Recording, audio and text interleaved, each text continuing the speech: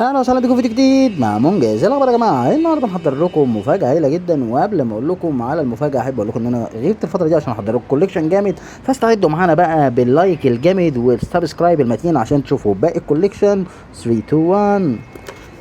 واو، باللون الاحمر طبعا، شكل متعودين عليه، وللناس اللي بتشكك دايما في مصداقيتنا بتقول ان احنا بنقول اي كلام على حاجه عشان خاطر نحل منها او الكلام دون، على العكس احنا بنقول الحقيقه قدام منكم.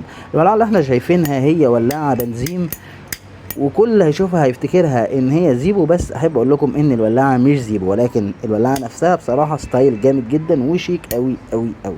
الولاعه شغاله وبكفاءه تامه ومفيش فيها ادنى مشكله، محتاجه ان هي تتملي بنزين لانها لسه واصلانا حالا. شوفها كده الدخل بتاعها من جوه، الولاعه الدخل بتاعها نضيف جدا من جوه، ومن بره الخارج بتاعها برده نضيف جدا، وللتاكيد على انها بتشتغل كويس جدا. اشوفكم فيديو جديد، سلام.